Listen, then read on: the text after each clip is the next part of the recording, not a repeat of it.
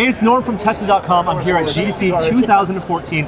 One of the big surprise announcements was that Sony has its own virtual reality headset. I'm here with George Andreas. You're a creative director at Sony Computer Entertainment. That's correct, yes. And you guys have a virtual reality headset that's working right now. Yes. It's been rumored over the last few months, and I think it's it's the first public outing, so people get to see it for the first time.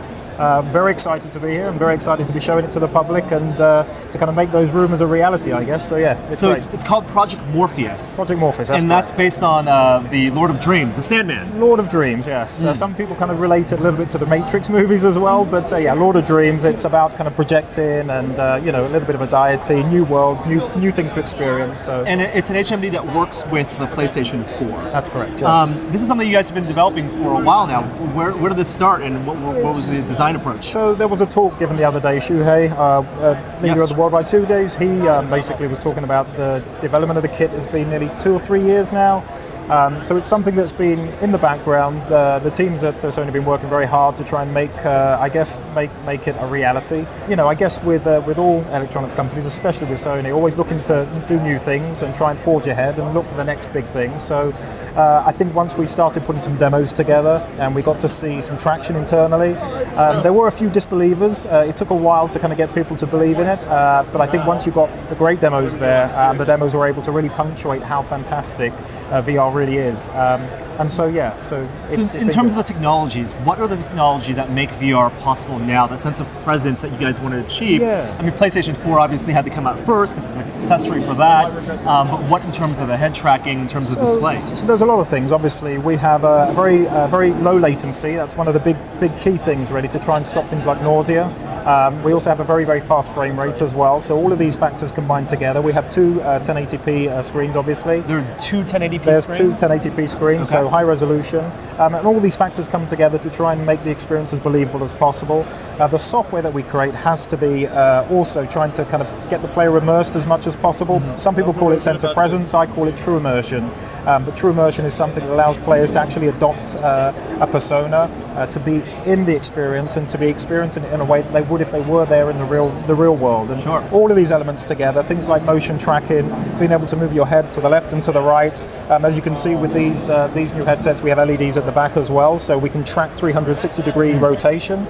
We have other things in our ecosystem, such as the DS4 controller. We have the Move controller as well, so that gives us limbs if we want to have two limbs in the experience as well. So all of these things can add together to make a very immersive experience. I want to get into the technical details. Let's start with the display. You said two 1080p displays. Yes. It's 960 by 1080 for each eye? That's correct, yes. And you guys are using an LCD. What's the advantage of using an LCD over an AMOLED in terms of the RGB stripe and the screen door effect? So I think it's more to do with the refresh and the ability to just get a very clean image. Okay. What's the refresh rate you guys are using? Oh, I'm not quite sure off the top of my head. Okay, actually. But it's a high enough refresh rate. It's high enough, yes. And it'll be very smooth, yes. Okay, and then you guys are using custom-made optics for field of view? That's correct, yes. What degree field of view will your eyes be able to see? So there is somebody else we can get involved. It's more technical if you wanted to go into all those technical specs. I'm not sure we're releasing too much of that information today, but we can talk a little bit more about that. All-encompassing field of view. It is, yes, and we'll be able to turn all the way around as well and be able to see things that are behind you as well. So yeah, 360-degree view. 360 degrees. So it uses the camera, and it's IR based? Yes, it is, yes. So IR LEDs all around? All the way around, from the front and to the sides and around the back as well. So as I said, you'll be able to turn all the way around, and we'll always be able to kind of get your orientation and see where you are. So. And in terms of the lighting in the back, what's the function of having that light in the back? So when the players turn away from the camera, they've got a point of reference at the back of the head, so they can turn all the way around, and we do get to see, we can have proper 360-degree rotation. I think there are some VR systems that don't have full 360-degree rotation. Right. But it's very important from an experiential perspective to allow players to experience VR truly and totally. And I think being able to turn all the way around, being able to look all the way up and look all the way down is part of VR, and it's part of the immersion. And so having LEDs at the back does allow us to kind of push that level of interaction and immersion. You guys are designing this to work standing up. In this demo in particular, I was able to bend my knees down and see the virtual model bend down. Yes. Is this going to be experience designed both for standing up and sitting down? So yeah, we're working on a bunch of different demos at the moment. This one is all about standing up, because in the real world you'd stand up in a shark cage, and so we thought this would be a great example, a great demonstration of the tech from a standing position.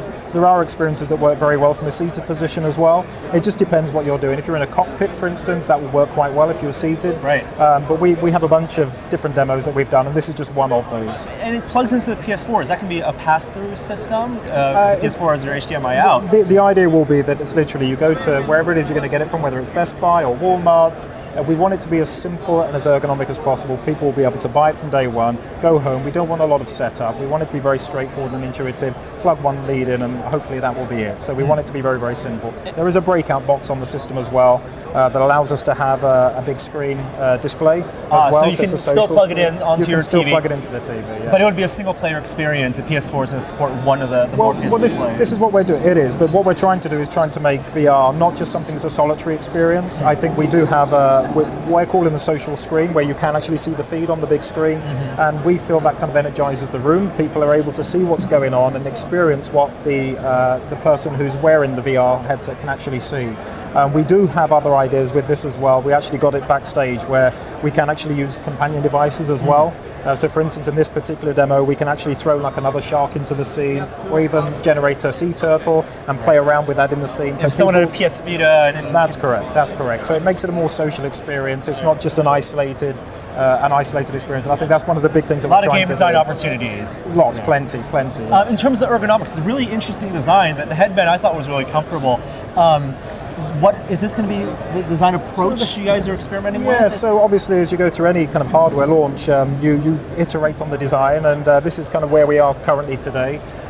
It's taken many steps to get it to where it is today. There are more designs that we're looking at, so the ergonomics are coming on. This isn't final. There will be modifications made to this design, but you know, Sony are a great electronics company. Yeah. We know consumer electronics.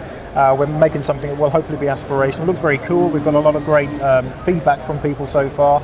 Some people think they look like Iron Man kind of wearing the suit, so it looks very cool. So we're on the right path with it, and we're very happy with where we are currently today. From a development standpoint, do you feel like you're feature complete? Are you looking to add more features? What are the next targets for you in terms of development? I think ergonomics is a big one. We want to make sure that it's very easy to put on, it's very comfortable. Obviously the software that we're going to be creating will help kind of demonstrate how cool VR can actually be. I think in terms of the LEDs, I think that's pretty much there or thereabouts in terms of being able to get 360-degree rotation. We obviously have the other ecosystem to combine with this. Like I said, you already have the Move or the DS4, so we have peripherals there that do allow us to dig into, I guess, VR and to make unique experiences. But it's a work in progress. This is where we are today, and we'll see in the future where it does go. And it will be in the future, so you guys have said it's something not for this year. Well, we're not saying anything specifically about the release date. That's something that's still under consideration. And I think this is just our way of saying, you know, Sony's in this space, we're looking at VR, we think it's a viable thing for the future. We don't think it's just for games as well and just for gamers. We do feel that there will be applications that will appeal to a lot of different people. Multimedia experiences, movies, you know, there's a whole bunch of things that we're working on at the studio as well that kind of bring that a little bit more to the fore. But yeah, we think VR is something that will be very groundbreaking. It is obviously creating a lot of buzz at the moment, and hopefully we can generate enough interest and the right software to really showcase that. Awesome. Thank you so much, George. We can't wait for this to come out into the real world Great. and play it with our PlayStation 4s as well. Well, that's it for GDC 2014. We're so lucky to be able to try out Project Morpheus here at the Sony booth. I'm Norm. Please subscribe to our YouTube channel with more amazing stuff from virtual reality at GDC, video games, tech, all that kind of stuff on Tesla.com. We'll see you next time. Bye. Okay, Norm, we just got out of the demos. What did you think? So we did the same demo with the Deep. Yeah. They had Eve Valkyrie also, which I didn't get to try. We didn't get to try. It was a real polished demo. That was literally the first thing that jumped out to me, is that this is software that looks like it was made by a real development house. Not that the Oculus demos we've seen haven't been great, but the motion of the animals was great. The flow of all the fish in their what are schools? Schools of fish were all really natural and fluid. That also tells me, it also brought to light how uninteractive that demo was. All you were doing was looking around. Yeah. As opposed to the Oculus demo where you were playing a game. Well, we didn't play Valkyrie, which is a game. It's a space shooter. It's a cockpit game. This you were standing up though, also, which is unusual for VR demos in my experience. I don't think I've stood up during a VR demo or any VR experience so far. Not here, yeah. Oculus, you have to sit down. Yeah. And they made a big point of saying that this is going to be both a couch and standing experience. Mm-hmm. For Valkyrie, I imagine that's something you're going to sit down and play with. So let's talk about presence, though. Yes. Because in this demo, you're in a cage, you're a diver, you can look down, you can see the fins on your feet, and because of the eye camera does some skeleton tracking, when you bend your knees bend in the game, and you got that thing that I wanted during the Oculus Couch Nights demo the other day. Now, unfortunately, that's where it ended. If you lifted up a foot, the foot didn't move, and that was super disorienting. So all you were doing was squats the entire time. You also had the DualShock controller, which that's tracked by the camera, so it has rotational movement and a little bit of translation movement. So it has gyros, accelerometer, and the camera knows its position based on the light. So you were able to do head and body independently, or at least head and gun independently. So what was interesting about this is I thought the ergonomics. It was felt really comfortable.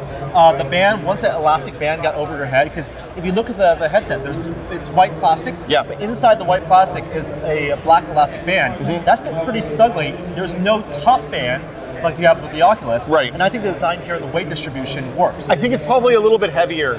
The other thing that they did a really great job with is you put the headset on, and then again, it's a prototype, so this all can probably change. But when you put the headset on, the visor's pretty far out, and then you squinch it in. Right, you slap it down. And it had almost like a rubber gasket rather than a foam pad and a big hard plastic shell. So even though I was wearing glasses, it pushed right up to my eyes and gave me a pretty good seal. Like binoculars. About the same field of view as the Oculus. I would say roughly equivalent to putting on a dive mask. I think this dive demo didn't happen by accident. Right. Also, they're using an LCD panel, so you're talking about square pixels with the screen door. High very enough light screen resolution, door. I didn't notice the screen door. If you stare really closely, you can see it, but Right. if you're moving, not so much. The RGB stripe arrangement of these subpixels, noticeably different from your Pentile Strike and the AMOLED. Not as bright, clearly, as the Oculus in the demo. That didn't bother me because you're in a dark environment, you're isolated. Now how about moving? Moving, I didn't notice a whole lot of motion blur, but because of the demo that we were in, there was not a lot of high contrast situations. So you were looking at bright blue on light gray, and like nothing was moving super fast. You couldn't move the camera super fast. My feeling is that in terms of the persistent vision, it is better than Oculus DK1, but I thought there was more smearing on Morpheus than on Development Kit 2. I would definitely agree with that, or Crystal Cove for that matter. I was pretty impressed. Like, this was much better. The optics were great. You had a pretty good field of view. The comfort was there. Having the controller and the skeletal tracking in the camera actually added a lot to that presence thing. It's a piece that Oculus doesn't have. So concerns right now, frame rate. There were some people, John Carmack on Twitter, talking some smack about PS4 not being able to pump out enough frames. I think his quote was, PS3 games that run at 60 frames a second will work with this. And then he came back later and said, hey, not taking shots. It was not a high poly demo. Yeah. And also you can only use one with the PS4. You're not going to be able to plug multiple Oculus. I don't think you'll be able to plug multiple Oculuses into one computer either.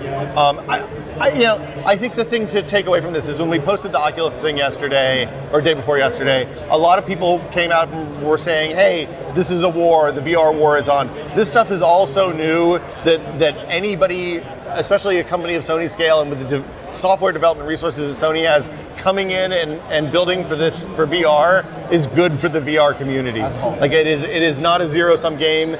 People buying Sony stuff aren't going to not buy Oculus stuff. It's not going to take away from anything. And more people pushing forward will just be better for everyone. And there are lessons learned for both companies. I mean, I think that this was a really impressive first showing. I mean, they had the advantage of the late start. I'm interested to see what Microsoft does next and anybody else who comes in. So, all right. I guess that'll do it for us at Sony at GDC 2014. See you guys later. Bye.